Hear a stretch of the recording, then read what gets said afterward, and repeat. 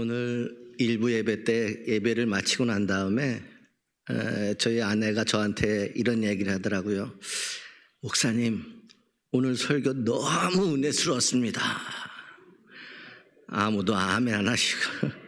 근데 그 이유가 짧아서 좋았습니다. 짧아서. 짧게만 하면 모든 성도들에게 은혜가 되는 것 같아요. 기대하시기를 주님의 이름으로 소망합니다. 은혜를 기대하시라는 거지 짧은 거 기대하라는 얘기가 아니에요. 여러분, 그리스도인으로서 값지고 의미 있는 삶의 이 시작은 하나님께서 무엇을 위하여 나를 부르셨는지를 깨닫고 거기에 합당하게 살아가는 것입니다. 무엇을 위하여 나를 부르셨는지를 안다라고 하는 것은 내 인생이 살아가야 될 방향성을 분명히 정하고 살게 하는 것이고, 그 부르심에 합당하게 산다라고 하는 것은 세상에 헛된 것에 끌려가지 아니하고 썩어져 없어질 모든 것들, 다른 것들에 욕심 부리지 아니하고 부르심에 합당한 삶을 위하여서 최선을 다하며 살아간다라고 하는 의미인 것이죠. 바울은 에베소서 1장에서 3장까지 예수 믿는 자가 누구인지를 정확하게 말씀해 주고 있습니다.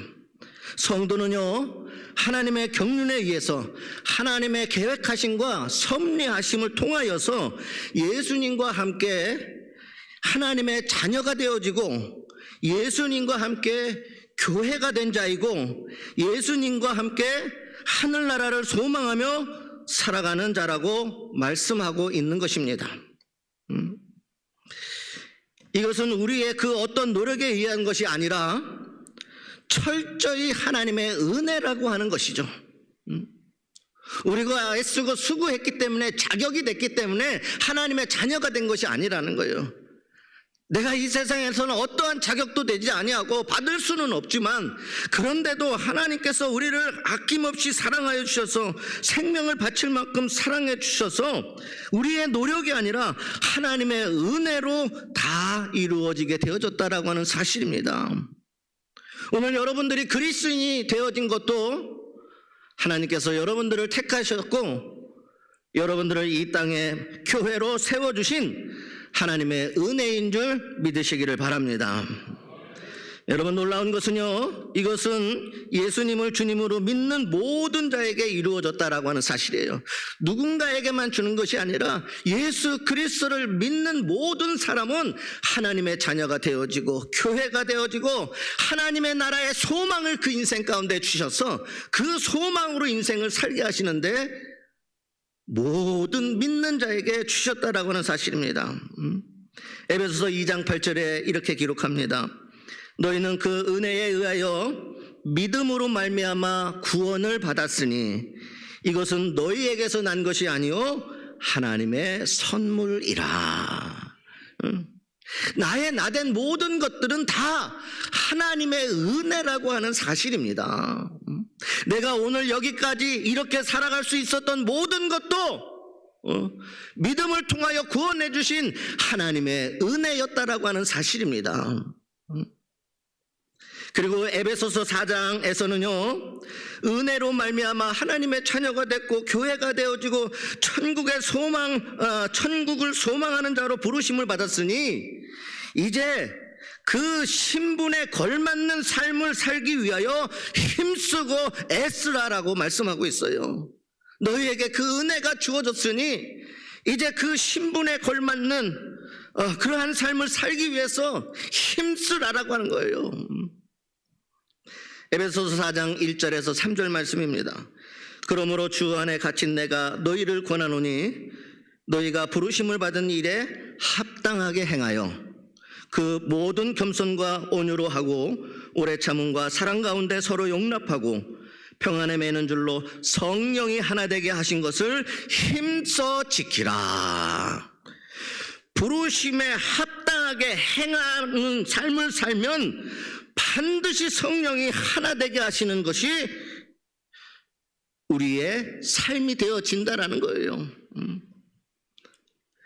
행하여 힘써 지키라고 말씀하면서 우리가 이 땅 살아가는 동안에 주님의 은혜에 대한 노력을 강조하고 있다는 거예요. 신학적으로 말씀을 드린다면 칭의, 구원받을 수 없는 우리가 의롭다 하며 구원해 주시는 이 칭의는요, 믿음으로 말미암아서 믿는 자에게 하나님이 은혜로 주시는 거예요. 은혜로. 그런데 성화, 이 거룩한 삶, 부르심에 합당한 이 삶을 살기 위해서는 우리가 힘쓰고 노력해야 한다는 사실입니다. 그거는 거저 주시는 것이 아니라는 거예요. 합당한 삶은 내가 힘쓰고 애쓰면서 반드시 하나님의 말씀에 온전히 지켜 살아내야 된다는 것입니다. 여러분, 거룩한 삶을 위하여서 힘쓰고 애쓰면 예수님 안에서 하나님의 자녀로 하나가 되게 하시고 예수 그리스도를 머리로 한 하나된 교회를 이루어 가시고 하늘나라의 영생 복락을 향한 한 소망을 가지고 나아가게 하는 것입니다. 그러면 예수님 안에서, 성령 안에서 하나가 되려면 어떻게 해야 됩니까? 부르심에 합당한 삶을 살기 위해서는 반드시 성령 안에서 우리가 하나가 되어야 된다는 거예요. 둘이 아니라는 거예요. 여러분, 성령 안에서 하나가 되려면 어떻게 해야 되냐? 그 첫 번째는 같은 부르심의 목적을 가지고 살아내야 된다는 거예요. 같은 부르심이라는 거예요. 교인들은 각기 다릅니다. 생긴 것도 틀리고 생각하는 거, 마음에 품은 거, 살아가는 모습, 삶의 모든 여정들, 이 모든 것들은 각기 다 다르지만 교인들 모두가 교회로 부르심을 받은 목적은 하나라고 하는 거예요. 주님께서 선택하셔서 여러분들을 교회로 부르시는 목적은 하나라는 거예요. 세상의 것들은 다 다르다 할지라도 부르심의 목적은 하나인 것이에요. 하나인 거. 그래서 여러분, 같은 부르심의 목적을 가지고 살아야 우리가 교회 안에서 하나가 되어지는, 성령 안에서 하나가 되어지는 부르심에 합당한 삶을 살게 되어질 줄 믿습니다. 하나가 돼야 된다는 거예요. 하나가. 그런데 내 뜻 안에서 하나가 아니라 성령 안에서, 예수 그리스도의 말씀 안에서 우리가 하나가 되어야 될 때 부르심에 합당한 삶을 살게 되어지는 것이죠. 여러분, 우리를 구원하신 예수님을 예배하며 그분의 뜻과 마음을 알고 그분을 닮기 위함입니다. 복음의 진리를 배우고 복음을 온 천하에 전파하기 위함입니다. 또한 거룩한 세상을 만들기 위함입니다. 부르심의 목적은 같다라고 하는 것이죠. 여러분, 성도인 내가 거룩해져야 불의하지 않습니다.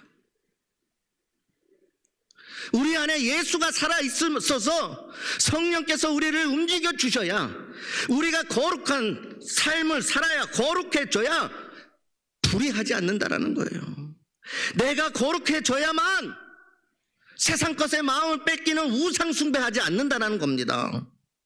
내가 거룩해져야 육신의 정욕을 이길 수 있고, 내가 거룩해져야 악한 생각, 거친 언어와 못된 행실을 버릴 수 있다라고 하는 사실입니다.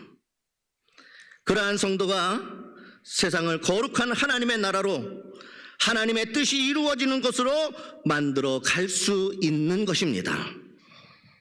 디모데전서 4장 7절에 보면 하나님이 우리를 부르심은 부정하게 하심이 아니요 거룩하게 하심이니라, 이렇게 기록하고 있어요. 또한 성령 안에서 하나가 되려면 우리가 어떻게 해야 됩니까? 주님의 거룩한 성품을 소유해야 됩니다. 반드시. 이거는 있어도 되고 없어도 되는 것이 아닙니다. 부르심에 합당한 삶을 살아가기 위해서는요, 반드시 우리 안에 예수 그리스도의 거룩한 성품이 우리 안에 있어야 된다는 거예요. 그럴 때 부르심에 합당한 삶을 살아낼 수가 있고, 그럴 때 교회가 하나가 되어지고, 부르심에 합당한 삶으로 하나님의 이제 목적대로 우리의 인생을 만들어가 주실 줄 믿습니다. 여러분, 이 거룩한 성품은 크게 오늘 말씀에서 4가지로 이야기해주고, 이 4가지의 성품이 어떻게 되어지는지에 대해서 말씀하고 있습니다.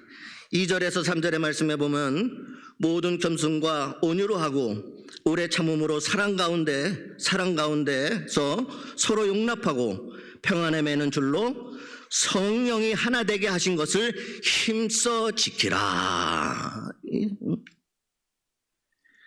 예수님의 거룩한 성품 첫 번째가 뭐냐? 겸손이라고 하는 거예요. 겸손. 모든 겸손이에요. 하나만 겸손하는 것이 아니라 모든 삶이 겸손이 되어야 된다는 것입니다. 그게 예수님의 성품이라고 하는 것이죠. 여러분, 예수님은 종이 되셔서 낮아지시고 비우시고 죽기까지 하셨습니다. 참 하나님이시지만 인간의 육신의 몸을 가지고 이 땅에 내려오셨다는 거예요. 자신의 모든 것을 다 쏟아부어서 우리를 위하여 죽기까지 하셨다는 거예요. 여러분, 성도가 예수님 닮지 못해서 겸손하지 않고 교만하면 교회에 분쟁이 생깁니다. 예수님 닮지 못하여서 겸손해야 될 우리가 교만해지면 교회에 반드시 분쟁이 일어나게 돼 있어요. 잠언 13장 10절에 뭐라고 말씀하시느냐? 교만해서는 다툼만 일어날 뿐이라 권면을 듣는 자는 지혜가 있느니라. 여러분, 겸손하려면 잘 들어주는 자가 돼야 된다는 이야기예요. 잘 들어주는 자가 돼야 된다. 내 말만 옳다고 소리치지 말고 상대방의 생각을 듣고 이해하면 결코 거기에는 분쟁이 일어나지 않습니다. 여러분, 교회만 그렇습니까? 가정도 똑같습니다. 내 생각만 옳다고 소리치고 상대방을 이해하지 않는 그 가정에는 분쟁이 일어날 수밖에 없다라는 거예요. 그 가정이 어떻게 행복할 수 있고, 그 가정에 어떻게 감사가 일어났고, 그 가정에 어떻게 하나님의 놀라운 뜻이 이루어질 수 있겠습니까? 그러한 가정이 기도하는 기도가 하나님께서 어떻게 그 기도를 응답해 주시겠습니까? 여러분, 겸손이라고 하는 것은요, 내 머리 숙이는 게 아닙니다. 겸손하지 않은 자도요, 다 머리 숙여요. 예수님의 성품인 이 겸손은 머리 숙이는 게 아니라는 거예요, 여러분. 내 마음을 숙이는 겁니다. 내 마음을 숙이는 거예요. 형식적으로 허리를 숙이고 억지로 고개를 숙인다고 겸손한 것 아니라는 이야기입니다. 그렇게 했다고 겸손한 자가 되는 것이 아니라는 거예요. 내 마음이 숙여져야 되는 거예요. 진실한 그 마음 안에서 숙여져야 그게 겸손이라는 겁니다. 존중하는 마음 하나 없이, 감사하는 마음 하나 없이 크게 고개를 숙이는 것은 겸손이 아니라 일종의 생존 몸부림에 가까운 거예요. 살기 위해서 그렇게 하는 것이죠. 진실한 마음으로 고개를 숙일 때 그것이 참된 겸손입니다. 이것이 예수님의 성품입니다. 두 번째 거룩한 성품은요, 온유입니다. 이 온유는요, 야, 저 사람 참 따뜻한 사람이다. 아, 저 사람 참 성품이 좋다. 이것 정도가 아니에요. 온유는 자기를 잘 다스리는 것을 의미하는 거예요. 나를 잘 다스리는 거예요. 나를. 응? 민수기 12장 3절에 보면 이 사람 모세는 온유함이 지면의 모든 사람보다 더하더라. 응? 온유함이 지면의 모든 사람보다 더하다. 지도자 모세가 온유하였기에 수백만의 이스라엘을 하나로 이끌어서 하나님께서 약속하신 약속의 땅으로 들어갈 수 있게 되어졌다라고 하는 사실입니다. 시편 37편 11절에 이렇게 기록합니다. 그러나 온유한 자들은 땅을 차지하며 풍성한 화평으로 즐거워하리라. 온유한 자, 자기를 잘 다스리는 자가 땅을 차지하기도 하고 풍성한 화평으로 기쁨이 있고 즐거움이 있다라고 하는 거예요, 여러분. 온유한 자가 그렇게 산다라고 하는 것이죠. 이 온유 또한 주님의 성품이에요. 온유를 가지고 있으면 주님이 우리를 그렇게 만들어 주실 줄 믿습니다. 주님은 십자가에 달리셔서 이렇게 말씀하셨어요. 여러분, 누가복음 23장 34절, 이에 예수께서 이르시되 아버지, 저들을 사하여 주시옵소서. 자기들이 하는 것을 알지 못함이니이다 하시더라. 이렇게 말씀하셨어요. 십자가에 달려서 죽어가시면서 예수님께서 하신 말씀은요, 죽음의 상황에서도 분노가 아니라 자비를 베풀어 주시고 징계가 아니라 긍휼을 보여주셨다라고 하는 사실입니다. 이것이 그리스도인인 우리가 닮아야 할 예수 그리스도의 거룩한 성품이라는 거예요. 저는 여러분들의 삶 가운데에 이 온유가 좀 있기를 주님의 이름으로 소망합니다. 나를 잘 다스리는 자가 세상에서 화평이 있고 기쁨이 있고 하나님의 은혜가 있고 축복이 있는 인생이 되어질 줄 믿습니다. 세 번째 거룩한 성품은 인내입니다. 인내 또한 주님의 오래 참음이라 이렇게 표현되죠. 인내입니다. 여러분, 인내가 없으면 분노를 즉각적으로 쏟아내 버려버립니다. 인내가 없기 때문에 그런 거예요. 견디지를 못하는 거예요. 그래서 인내가 없으면 내 안에 어떠한 이 다른 것들에 의해서 분노가 즉각적으로 쏟아져 나온다라는 이야기입니다. 그래서 그것이 거룩한 성품이고 하나님이 우리에게 소유하기를 원하는 성품이라. 이런 것들이 있어야 교회가 하나 되고 부르심에 합당한 삶을 살게 한다는 거예요, 여러분. 늘상 분노에 대해서 제가 말씀을 드릴 때마다 하는 이야기가 꼭 있습니다. 분노가 뭡니까? 죽기는 저 사람이 죽기를 원하면서 독은 내가 마시는 게 우리의 분노라고 하는 거예요. 왜 분노합니까? 저 사람이 믿고 저 사람 안 됐으면 좋겠고 저 사람이 죽었으면 좋겠는데 그 독을 마시는 건 저 사람이 아니에요. 분노한 내가 독을 마시는 것이 분노라고 하는 것입니다. 분노라고 하는 것은요, 자신의 속을 후련하게 하라고 타인에게 아픔을 주는 거예요. 너도 한번 당해봐라는 거예요. 분노는 예수님께 속한 그러한 것이 아니라는 것이죠.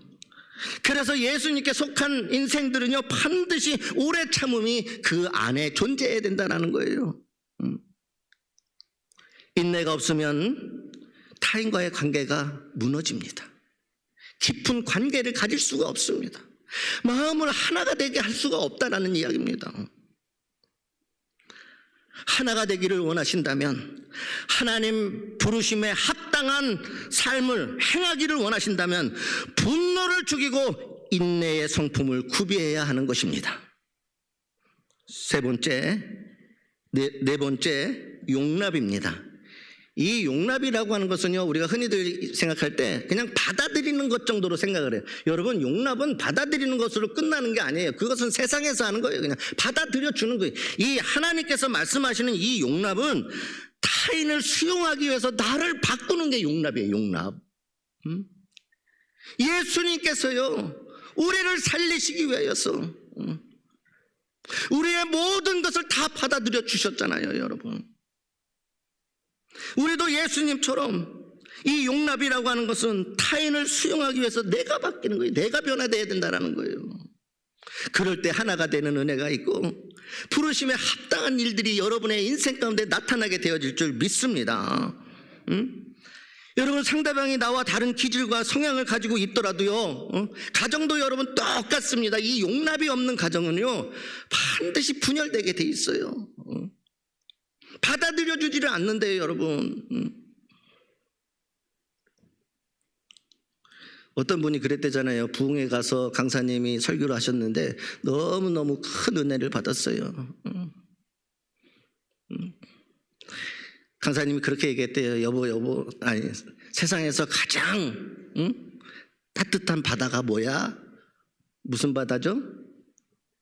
사랑해. 이 말에 은혜를 받고 집에 와서 남편한테 얘기한 거야. 여보, 이 세상에서 가장 따뜻한 바다는 무슨 바다야? 그랬더니 썰렁해. 사랑해를 듣고 싶었는데. 이렇게 두 마음을 가지고 있는데 어떻게 그 가정에 행복이 있을 수가 있고, 나는 사랑하라는 것을, 나를 사랑해 주기를 원하는데 타인은 나를 사랑하는 것이 아니라 당신이 얘기하는 것 자체가 썰렁하다는 얘기예요. 여러분, 타인은 나와 같을 수 없습니다. 하나님은 각양각색으로 세상의 사람들을 창조하셨어요. 다른 기질과 다른 성향을 가지는 것이 당연하다는 겁니다. 왜 틀릴까? 왜 내 생각과 내 판단과는 왜 그 길로 갈까가 아니라는 거예요. 다른 게 당연하다라는 이야기죠. 그렇게 다른 성향을 가지고 있더라도 상대방을 고치려 하지 않고 나를 바꿔서 그에게 맞추는 것이 용납이라는 거예요. 용납. 그 사람을 변화시키려는 게 아니라 내가 바뀌어지는 거예요, 여러분. 용납이라는 따뜻한 마음으로 서로에게 친절하게 대하면 우리가 속한 공동체는 아름다워질 것입니다. 근데 여러분, 이 하나 되게 하는 주님의 성품들은 모든 것이 다 성령의 열매예요. 성령의 열매. 지금 예수님이 소유하신 이 성품, 우리 안에 있어야 될 이 거룩한 성품들은 다 성령의 열매라는 거예요. 성령의 열매. 갈라디아서 5장 22절에서 23절에 오직 성령의 열매는 사랑과 희락과 화평과 오래 참음과 자비와 양성과 충성과 온유와 절제니 이 같은 것을 금지할 법이 없느니라. 이러한 거룩한 성품이라고 하는 것은 여러분, 인간의 노력이 아닌 성령 충만할 때 내게서 나타난다라는 거예요. 여러분들이 해야 될 것은 성령 충만하는 겁니다. 내가 어떤 노력을 가졌다고, 여러분, 세상 말로요, 사람은요 성질대로 살다 가는 거예요. 그렇죠? 그 사람 바뀌어요? 혹시 바뀐 거 본 사람 있어요? 그렇게 살다 가는 거예요. 내가 노력했다고 내 성품이 하루아침에 좋아지나요? 그 인격이, 그 성품이 바뀌어졌어요, 여러분? 인간이 노력한다고? 아닙니다. 이것은요, 인간의 노력의 관점에서 푸는 게 아니에요, 여러분. 여러분들이 그렇게 노력했다고 해서 그냥 얻어지는 것이 아니라 성령 충만해야만 나타나는 거라는 거예요. 하나님께서 우리에게 성령 충만한 자에게 주실 때에 우리의 속에 거룩한 성품이 있게 되어지고 그 거룩한 성품이 삶이 되어지고 그 삶이 부르심에 합당으로 행하게 되어지고 그 부르심에 합당하기 위해서는 이 성품을 가지고 온 가정과 온 교회 공동체가 성령 안에서 하나 되게 하는 겁니다. 성령 안에서 하나가 돼야 그 교회에 능력이 나타나고 말씀이 살아서 역사하고 기도가 응답되어지고 우리의 삶에 기적과 같은 놀라운 하나님의 은총이 이루어지게 되어질 줄 믿습니다. 성령 안에서 하나만 되면 하나님이 하신다라는 이야기예요, 여러분. 예수님의 영이신 성령으로 충만할 때 예수님의 성품을 닮아갈 수 있는 것입니다.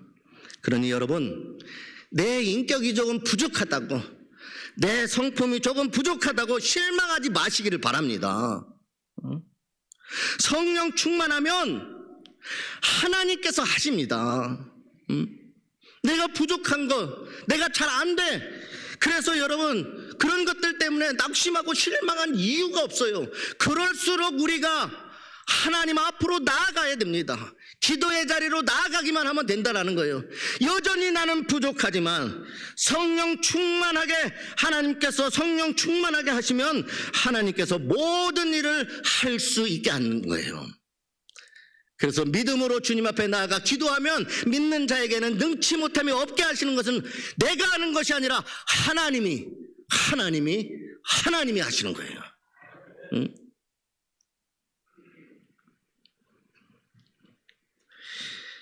마지막으로 성령 안에서 하나가 되려면 어떻게 해야 할까? 여러분, 하나 되게 하시는 분이 하나님이심을 믿어야 된다는 거예요. 내가 뭐 이렇게 하려는 그런 것이 아니라 하나 되게 하시는 분이 성령 하나님이시라는 거예요. 우리가 성령 충만하면 반드시 하나가 되어지고 그 하나 되어진 인생으로 인하여 부르심에 합당한 삶이 나타나게 되는 거고, 부르심에 합당한 삶을 살아야 하나님의 약속이 여러분의 인생이 되어지는 겁니다. 이게 하나님께서 우리에게 주시는 말씀이라고 하는 것이죠. 에베소서 4장 4절에서 6절의 말씀, 몸이 하나요 성령도 한 분이시니 이와 같이 너희가 하나님의 한 소망 안에서 부르심을 받았느니라. 주도 한 분이요 믿음도 하나요 세례도 하나요 하나님도 한 분이시니 곧 만유의 아버지시라.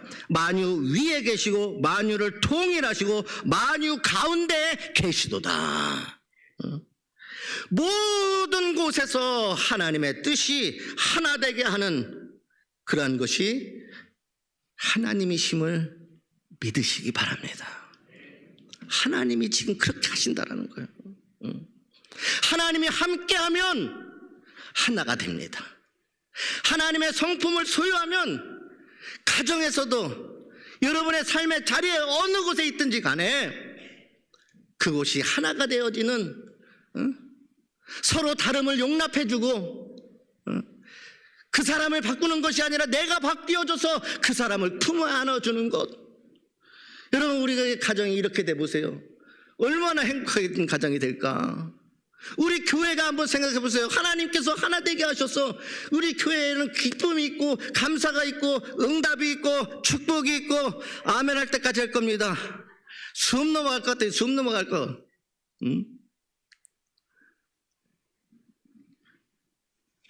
여러분, 하나님이 하나 되게 하시는데 안 될 일이 어디 있습니까?